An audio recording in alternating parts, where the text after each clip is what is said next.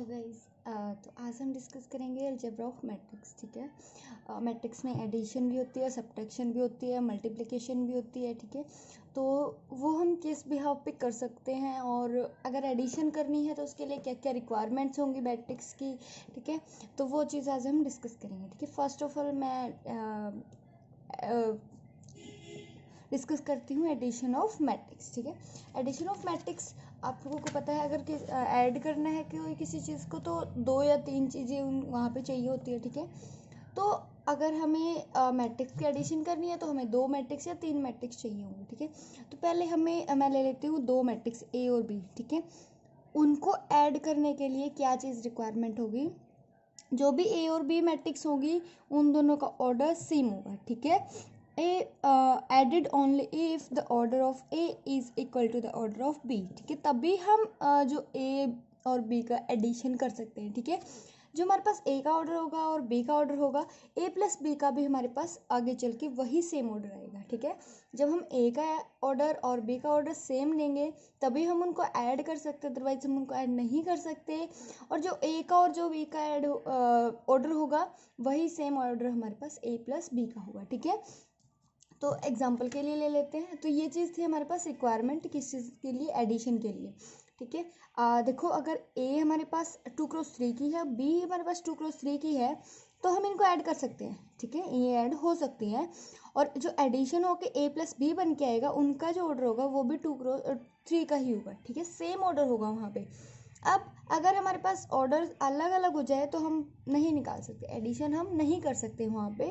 ठीक है, तो एक एग्जांपल ले लेते हैं हम एडिशन के लिए कि अगर एडिशन होगी तो कैसे होगी। देखो, अगर ये ए मैट्रिक्स है, ये बी मैट्रिक्स है, और ए प्लस बी अगर हमें निकालना है तो वो हम कैसे निकालेंगे, जस्ट ऐड कॉरस्पॉन्डिंग एलिमेंट्स। ठीक है, just add corresponding elements, this elements plus this element. ठीक है, साइन हम लेके चलेंगे जो हमारे पास एलिमेंट के सामने है। ठीक है, हमें एडिशन करनी है तो 2 प्लस माइनस 4। ठीक है, ये होगा फर्स्ट एलिमेंट। सेकंड होगा 0 प्लस 1, नेक्स्ट होगा 0 प्लस 4, नेक्स्ट होगा हमारे पास 3 प्लस 3, नेक्स्ट होगा 1 प्लस 0, नेक्स्ट होगा 1 प्लस 5, नेक्स्ट होगा 1 प्लस 6, 4 प्लस माइनस 9, 3 प्लस 1। ठीक है, ये था हमारे पास एडिशन का रूल। अब इसका आंसर देखो क्या आएगा, हमारे पास इसका ऑर्डर सेम रहेगा। आंसर होगा यहाँ पे क्या हो जाएगा, -2, this is 1, this is 4, this is 6, this is 1, this is 6, this is 7, this is -5, and this is 4। ये देखो 3x3 की ही यहाँ पे हमारे पास मैट्रिक्स आ गई है। सेम ऑर्डर होना चाहिए। ठीक है, और जो कॉरस्पॉन्डिंग एलिमेंट होंगे उनको हम ऐड कर देंगे, that is the process for addition. ठीक है, बहुत ईजी है, सिंपल, हम ऐड कर सकते हैं इनको। ऐसे ही नेक्स्ट है हमारा सब्ट्रैक्शन ऑफ मैट्रिक्स। सब्ट्रैक्ट हम क्या कर सकते हैं, उसके लिए क्या क्या चाहिए। ठीक है, तो देखो सेम होगा हमारे पास सब्ट्रैक्शन के अंदर भी। हमें क्या चाहिए, जो ए और बी है 2 मैट्रिक्स हमें चाहिए, सेम एज एडिशन 2 ही मैट्रिक्स हमें चाहिए। सब्ट्रैक्ट करने के लिए भी दोनों का ऑर्डर हमारे पास सेम होना चाहिए, तभी हम उनको सब्ट्रैक्ट कर सकते हैं। ठीक है, और जो एड ऑर्डर ए और बी का है वो ए माइनस बी का आएगा हमारे पास। ठीक है, तो अगर हमारे पास ए 2x3 की है, बी 2x3 की है, तो ए माइनस बी भी हमारे पास 2x3 की मैट्रिक्स बन के आएगी। जैसे एक क्वेश्चन देख लेते हैं, अगर हमारे पास ए और बी 3x3 की है, तो अगर इनको सब्ट्रैक्ट करना है तो सब्ट्रैक्ट करने के लिए भी सेम प्रोसेस रहेगा। जैसे 2 है ये, तो 2 में से सब्ट्रैक्ट होगा फर्स्ट कॉरस्पॉन्डिंग एलिमेंट -4। साइन हम साथ के साथ लेंगे जो हमारे पास एलिमेंट का साइन होगा। ठीक है, 0 -1 यहाँ पे होगा 0 -4। ठीक है, नेक्स्ट हो जाएगा 3 -3, नेक्स्ट हो जाएगा हमारे पास 1 -0, नेक्स्ट हो जाएगा 1 -5, 1 -0, नेक्स्ट होगा 4 -9। ठीक है, नेक्स्ट होगा 3 -1, 3x3 की ही आएगी। नेक्स्ट देखो यहाँ पे क्या हो जाएगा, माइनस माइनस प्लस हो जाएगा, माइनस माइनस प्लस हो जाएगा, तो ये 6 बनेगा। ठीक है, यहाँ देखो -1, यहाँ -4, ये हो जाएगा 0, ये हो जाएगा 1, this is -4, this is 1, this is minus minus plus, that is 13 and this is 2, ठीक है। और ये आगे 3x3 की ही मैट्रिक्स। तो ये था हमारे पास सब्ट्रैक्ट करने के लिए क्या कुछ रिक्वायरमेंट्स हैं, ठीक है। ऑर्डर, पहली बात तो ऑर्डर सेम होना चाहिए वहाँ पे, तभी हम ऐड और सब्ट्रैक्ट उसको कर सकते हैं, अदरवाइज हम उसको ऐड और सब्ट्रैक्ट नहीं कर सकते, ठीक है। और जो ऑर्डर ए और बी का है वही ऑर्डर हमारे पास जो हमारी रिजल्टेंट मैट्रिक्स बन के आएगी उसका होगा, ठीक है। तो ये थी हमारे पास एडिशन एंड सब्ट्रैक्शन। अब हमारा थर्ड टॉपिक था उसी के अंदर कि अगर किसी स्केलर की हमें किसी मैट्रिक्स के साथ मल्टीप्लाई करनी है तो, ठीक है, किसी स्केलर की मल्टीप्लाई करने के लिए हमें कोई ज़रूरत नहीं है कि हम कोई मैट्रिक्स का ऑर्डर स्पेसिफिक रखेंगे, हम किसी भी ऑर्डर की मैट्रिक्स के साथ कोई भी स्केलर की मल्टीप्लाई कर सकते हैं यहाँ पे, ठीक है। तो अगर हमारे पास ए कोई मैट्रिक्स है, ठीक है, और के कोई एक रियल नंबर है, ठीक है, then k A of the matrix A with real number k is obtained by multiplying each elements of A by k, ठीक है। तो हमें क्या करना होता है, जो भी हमारे पास मैट्रिक्स होती है, ठीक है, ये हमने एग्जांपल के लिए ले लिया मैंने कि ए हमारे पास ए बी सी डी, इसके अंदर 4 एलिमेंट हैं, 2x2 की ये मैट्रिक्स है। इसको अगर मैंने के से मल्टीप्लाई किया तो वो कैसे होगी, कॉरस्पॉन्डिंग एलिमेंट से मल्टीप्लाई हो जाएगी, मतलब हर एक एलिमेंट से उस के की ए के हर एक एलिमेंट से क्या हो जाएगी, मल्टीप्लाई हो जाएगी, और ऑर्डर तो सेम रहेगा ही रहेगा, ठीक है। जैसे नेक्स्ट है हमारे पास, मैंने लिया कि ए हमारे पास एक मैट्रिक्स है, ठीक है, और के एक रियल नंबर मैंने 2 ले लिया, तो हमें अब के ए निकालना है, कि ए मतलब 2 की और इसके एलिमेंट्स की मल्टीप्लाई निकालनी है। दैट मीन्स हमारे पास क्या होगी, 2 into 4, first element 2 into 4, next हो जाएगा 2 इंटू 1, नेक्स्ट हो जाएगा 2 इंटू 2, नेक्स्ट देखो 2 into 3, next 2 into 0, 2 into 5, 2 into 6, 2 into 4, 2 into -1, ठीक है। तो हमारे पास अगर किसी स्केलर की हमें मल्टीप्लाई करनी है तो सिंपल क्या करो, आप जो भी स्केलर है उसके जितने भी मैट्रिक्स के एलिमेंट्स हैं उनकी फर्दर वहाँ पे मल्टीप्लिकेशन कर दो, ऑर्डर पे कोई इफेक्ट नहीं पड़ेगा, ऑर्डर वहाँ पे कुछ भी हो सकता है, अगर स्केलर मल्टीप्लिकेशन में हमें ऑर्डर मैटर नहीं करता। तो ये हो जाएगा 8 2 4 6 0 10 12 8 एंड -2, ठीक है। तो ऑर्डर पे यहाँ पे कोई इफेक्ट नहीं पड़ेगा। तो अगर हमें स्केलर से किसी से मल्टीप्लाई करनी है तो हमारे पास बहुत इजी सा टॉपिक है ये, कि सिंपल कॉरस्पॉन्डिंग एलिमेंट्स के साथ हम इनकी मल्टीप्लाई कर सकते हैं, जो भी हमारे पास स्केलर है उसकी एलिमेंट्स, ठीक है। नेक्स्ट आता है मल्टीप्लिकेशन। ये थोड़ा सा टफ लगता है बच्चों को कई बार कि मल्टीप्लिकेशन में क्या कैसे करें, क्या होगा, ठीक है। तो मल्टीप्लिकेशन में घबराने की जरूरत नहीं होती, वहाँ पे हमारे पास कुछ चीज़ों का ध्यान रखना होता है मल्टीप्लाई करते टाइम। अगर हमारे पास 2 मैट्रिक्स हैं तो उसकी हम मल्टीप्लाई करेंगे तो हमें उसके लिए क्या क्या रिक्वायरमेंट्स होंगी, फर्स्ट ऑफ ऑल तो हमें ये देखना होगा, ठीक है। अगर हमें ये नहीं पता होगा कि हमें रिक्वायरमेंट किस चीज़ की है, अगर ए और बी 2 मैट्रिक्स दी हुई हैं तो हम कैसे उनकी मल्टीप्लाई करेंगे और कब उनकी मल्टीप्लाई हम कर सकते हैं, तो हमें पहले वो चीज़ देखनी होती है, ठीक है। अगर हमारे पास ए और बी 2 मैट्रिक्स हैं और उनकी हमें मल्टीप्लिकेशन करनी है, मतलब ए बी हमें निकालना है, देन कैन पॉसिबल इफ, ठीक है, वो कब पॉसिबल होगा, if the number of the columns of A is equal to the number of rows of matrix B, ठीक है। अगर 2 मैट्रिक्स हैं हमारे पास ए और बी, ठीक है, ए और बी हमारे पास 2 मैट्रिक्स हैं, तो ए है जो, अगर अभी हमें ए बी निकालना है, ठीक है, ए बी निकालना है, ए बी निकालने के लिए हमें क्या करना पड़ेगा, ए के तो कॉलम्स, ठीक है, ए के कॉलम्स जिसे मैंने यहाँ पे लिखा है, ए के कॉलम्स और बी के रो सेम होने चाहिए, ठीक है, ए के कॉलम और बी के रो सेम होने चाहिए, तब जाके हम इनकी मल्टीप्लाई कर सकते हैं। ध्यान रखने वाली बात है, ए के कॉलम्स और बी की रो सेम होंगी तब हम किसी भी जो हमारी मैट्रिक्स है उनकी मल्टीप्लाई हम कर सकते हैं, ठीक है। अब सेम ऑर्डर में तो हम ऑलरेडी कर ही सकते हैं, क्योंकि सेम ऑर्डर होगा तो यहाँ पे अगर 3x3 है, यहाँ भी 3x3 है, तो ऑब्वियसली रोज और कॉलम सेम होंगे, ठीक है। तो सेम ऑर्डर में तो कोई डिफिकल्टी आती नहीं है। अगर डिफरेंट ऑर्डर है तब भी हम क्या कर सकते हैं, सेम ऑर्डर है तो मल्टीप्लिकेशन हो ही सकती है, बट डिफरेंट ऑर्डर है तब भी हम मल्टीप्लिकेशन कर सकते हैं, ठीक है। अगर 2x3 और 3x2 की कोई मैट्रिक्स है तो भी हम मल्टीप्लाई कर सकते हैं, ठीक है। जैसे अगर सेम ऑर्डर है तो ऑलरेडी हो जाएगी। तो इसके लिए हमें क्या रिक्वायरमेंट होगी, इसके कॉलम्स और इसके रोज सेम होने चाहिए। और अब ये तो पता चल गया सेम होने चाहिए, अब ये भी पता चल सकता है यहाँ से कि जो हमारी रिजल्टेंट मैट्रिक्स इनको मल्टीप्लाई करके आएगी वो उसका ऑर्डर क्या होगा, ठीक है। तो उसका ऑर्डर हो जाएगा इसके रोज इसके कॉलम्स, ठीक है। तो उसका ऑर्डर हो जाएगा 2x2, ठीक है। रिक्वायरमेंट्स इसकी है और ऑब्टेन्ड ये होगी, ठीक है। अब कोई भी मैट्रिक्स है, अब यहाँ देखो A क्रॉस B था ये, अगर मैं B क्रॉस A की बात करूँ, ठीक है, दीज आर नॉट सेम, यहाँ पे ये दोनों चीज़ें सेम नहीं है। A cross A B not equal to B A, ठीक है, ये दोनों चीज़ें सेम नहीं है यहाँ पे। अगर मैं बी ए की बात करूँ तो बी हमारे पास है 3x2 की, ठीक है, और A हमारे पास है 2x3 की, ठीक है। यहाँ तो देखो हाँ बाई चांस हमारे पास ऑर्डर सेम हो गया, ठीक है।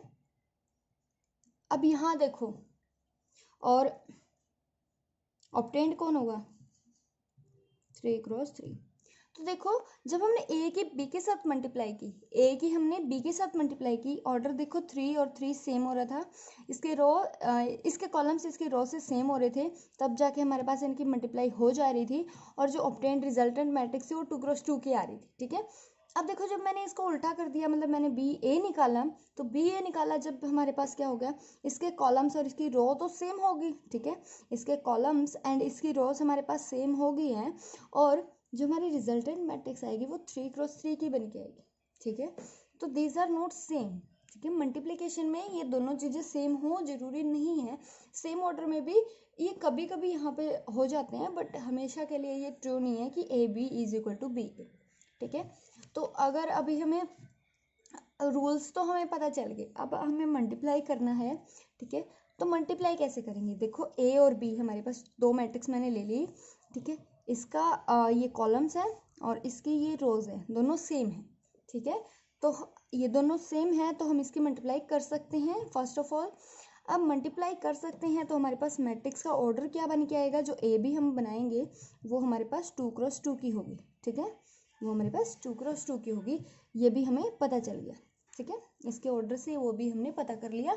अब मल्टीप्लाई करते हैं, देखो मल्टीप्लाई करते हुए फर्स्ट ऑफ ऑल आप ऐसे एरो लगा लो फर्स्ट रो के ऊपर और फर्स्ट कॉलम के ऊपर, ठीक है। फर्स्ट रो और फर्स्ट कॉलम के ऊपर आप एरो लगा लो, फिर क्या करो, देखो फर्स्ट रो में भी 1 2 3 एलिमेंट हैं और कॉलम में भी 3 एलिमेंट है, तो पहले एलिमेंट की पहले एलिमेंट के साथ मल्टीप्लाई कर दो, दूसरे की दूसरे के साथ, तीसरे की तीसरे के साथ, ठीक है। तो पहले एलिमेंट की पहले के साथ प्लस दूसरे एलिमेंट की दूसरे के साथ प्लस तीसरे एलिमेंट की तीसरे के साथ मल्टीप्लाई यहाँ पे आप कर दो, ठीक है। तो ये आ जाएगा हमारे पास first element, first row with first column, this is first element, ठीक है। अब अगर फर्स्ट रो के आप सेकेंड एलिमेंट रो कॉलम से करोगे तो वो हो जाएगा, यहाँ भी वही काम कर रहा है, 1x1 plus 2x2 plus 3x3, ठीक है। फर्स्ट रो का दोनों कॉलम्स के साथ काम खत्म और फर्स्ट हमारे दोनों एलिमेंट्स भी यहाँ पे आ गए हैं। अब हम क्या करेंगे, सेकंड जो रो होगी उसको फर्स्ट कॉलम के साथ हम मल्टीप्लाई करेंगे, ठीक है। तो 4 × 7 प्लस 5 × 8 प्लस 6 × 9, ठीक है। तो ये था हमारे पास सेकंड रो का फर्स्ट एलिमेंट। अब लास्ट एलिमेंट क्या होगा, जब हम लास्ट रो की लास्ट कॉलम के साथ मल्टीप्लाई करेंगे तो 4 × 1 प्लस 5 × 2 प्लस 6 × 3, देखो खत्म हो गया, इस रो का दोनों कॉलम के साथ, इस रो का दोनों कॉलम के साथ, ठीक है। तो ये था हमारे पास, देखो ऑर्डर कितना बन के आया 2x2, 4 ही एलिमेंट यहाँ पे हमारे पास बन के आए हैं, ठीक है। तो ये था हमारे पास मल्टीप्लिकेशन का प्रोसेस। अब इनको सिंप्लीफाई कर लेंगे, ऐड मल्टीप्लाई सब्ट्रैक्ट जो भी होगा इनके साथ हम कर लेंगे। अब देखो ये था मल्टीप्लिकेशन का प्रोसेस। अब अगर हम, ये तो था ए बी तो हमने निकाल लिया, हम जस्ट इसको सॉल्व करके ए बी निकाल सकते, ऑर्डर भी हमें पता चल गया। अब बी ए की बात करें ठीक है। तो बी ए निकालने के लिए पहले हमें क्या लिखना पड़ेगा, इसको आगे लिखना पड़ेगा, इसको पीछे लिखना पड़ेगा।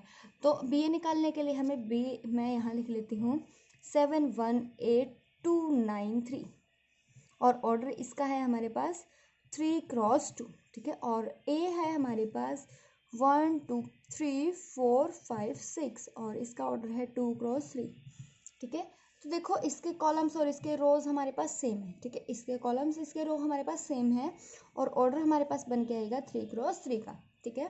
तो अब देखो हम क्या करते हैं, वही रूल हम यहाँ अप्लाई करेंगे जो हमने पहले अप्लाई किया था। बी की मल्टीप्लाई अगर हमें ए से करनी है तो उसके लिए हमें क्या करना पड़ेगा, पहले जो फर्स्ट रो है उसकी फर्स्ट कॉलम के साथ मल्टीप्लाई करनी पड़ेगी, first row with first column, ठीक है। एक एक रो को कॉलम के साथ करते जाओ ताकि हमारे एलिमेंट्स आते जाएंगे। पहले फर्स्ट रो को ख़त्म करो हर एक कॉलम के साथ ताकि हमारी फर्स्ट रो कंप्लीट हो जाए। तो 7 multiply by 1 plus 1 multiply by 4, ठीक है। This is our first element. Now first row with second column, ठीक है। तो हो जाएगा 7 मल्टीप्लाई 2 प्लस 1 मल्टीप्लाई 5, ठीक है। नेक्स्ट हो जाएगा 7 मल्टीप्लाई 3 प्लस 1 मल्टीप्लाई 6। तो ये आ गई हमारे पास फर्स्ट रो आ गई है।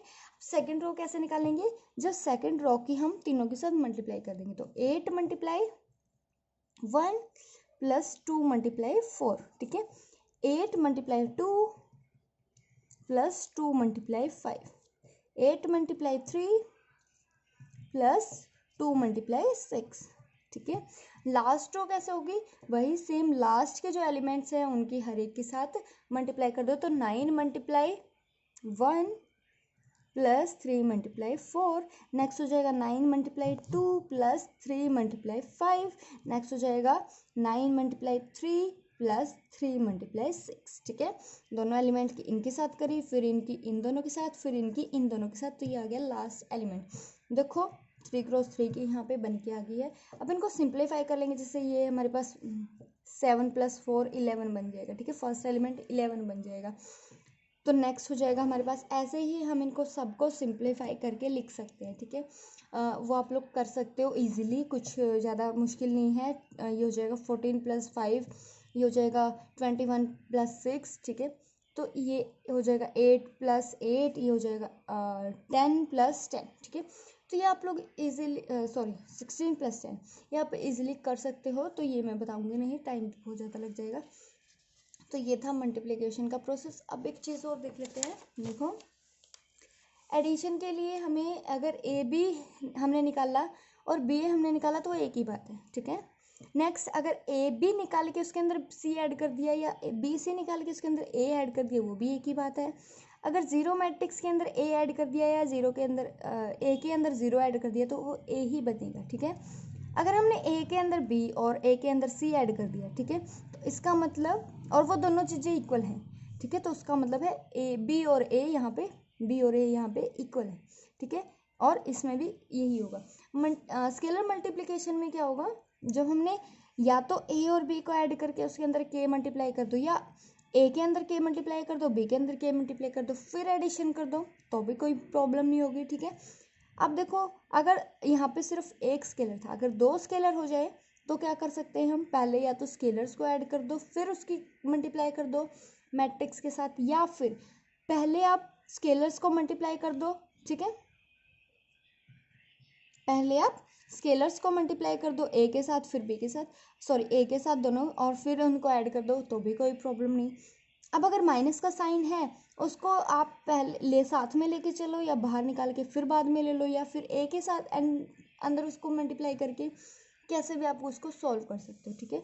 अब मल्टीप्लिकेशन की बात आती है, तो ये मैंने पहले ही बताया था आप लोगों को, A B not equal to B C. अब ए बी निकाल के सी के साथ मल्टीप्लाई कर दो, या बी सी निकाल के ए के साथ मल्टीप्लाई कर दो, एक ही बात है, बट ऑर्डर देखो ए बी सी, ये इंपॉर्टेंट है, ठीक है। ए बी सी, ठीक है। अब देखो ए, पहले बी और सी की एडिशन कर दो और ए के साथ मल्टीप्लाई कर दो, या फिर पहले ए की बी के साथ मल्टीप्लाई कर दो, ए की सी के साथ मल्टीप्लाई कर दो, फिर ऐड कर दो, एक ही बात है, ठीक है। तो ये छोटी छोटी बातें हैं जो हमें ध्यान रखनी होती हैं। नेक्स्ट देखो, अगर ए भी हमारे पास ए भी ज़ीरो आने का मतलब है, अगर ए की और बी की हमने ज़ीरो मल्टीप्लाई कर दी और वो ज़ीरो मैट्रिक्स बन के आ गई, ठीक है। तो इसका मतलब ये नहीं है कि आपके पास ए और बी दोनों में से कोई ज़ीरो होगा या दोनों ज़ीरो होंगे तभी ज़ीरो आ सकता है, नहीं।